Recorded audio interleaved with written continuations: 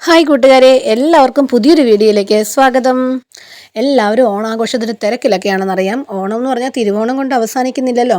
നേരത്തെ ഞങ്ങളുടെ അവിടെയൊക്കെ അങ്ങനെയാണ് കേട്ടോ. തിരുവോണം, അവിട്ടം, ചതയം എല്ലാം ഓണമാണ് കേട്ടോ ഞങ്ങൾക്ക്. അങ്ങോട്ടും ഇങ്ങോട്ടൊക്കെ ബന്ധുക്കളുടെ വീട്ടിൽ പോവുകയൊക്കെ അങ്ങനെയൊക്കെ ആയിരുന്നു കേട്ടോ. ഇപ്പം പക്ഷേ അതൊക്കെ ചുരുങ്ങി. എങ്കിലും പോക്കും വരവൊക്കെ ഉണ്ട്. പിന്നെന്താണ്, എന്നെ സംബന്ധിച്ച് എല്ലാ കൊല്ലവും വീട്ടിൽ പോകുന്നതാണ് ഓണത്തിന് ഉച്ച കഴിഞ്ഞ്.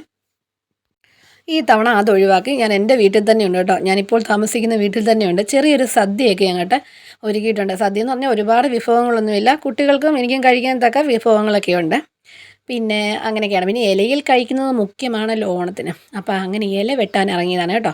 നിങ്ങളുടെ വിശേഷങ്ങളൊക്കെ പങ്കുവെച്ച് വീഡിയോസൊക്കെ ചെയ്യൂ. അപ്പം എല്ലാവർക്കും കാണാമല്ലോ എല്ലാവരുടെ ഓണമൊക്കെ എങ്ങനെയൊക്കെ ആയിരുന്നു എന്ന്. ഇവിടെ പ്രത്യേകിച്ച് ഒന്നുമില്ല. ഇങ്ങനെ ഫുഡ് ഉണ്ടാക്കി കഴിച്ചു. ഇത് മാത്രമേ ഉള്ളൂ കേട്ടോ. മിഥുനം കർക്കടക മാസത്തെ പേമാരി വറുതി കഴിഞ്ഞു വരുന്ന പ്രതീക്ഷയുടെ പുലരിയാണ് ഓണക്കാലം.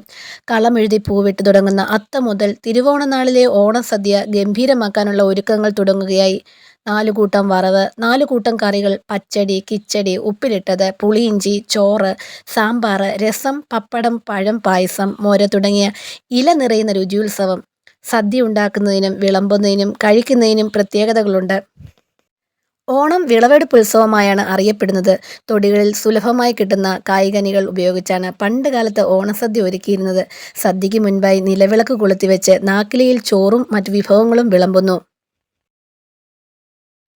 കാണം വിറ്റും ഓണം ഉണ്ണണമെന്ന ചൊല്ലുപോലെ എത്ര ദരിദ്രരും ഓണസദ്യ ഗംഭീരമാക്കാൻ ശ്രദ്ധിച്ചിരുന്നൊരു കാലം കേരളത്തിലുണ്ടായിരുന്നു.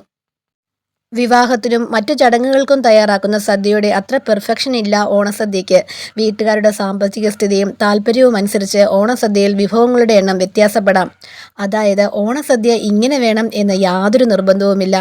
എന്നാൽ സദ്യയുടെ കാര്യം അങ്ങനെയല്ല. സദ്യയിൽ പ്രധാനമായും ഉൾപ്പെടുത്തേണ്ട വിഭവങ്ങളുണ്ട്.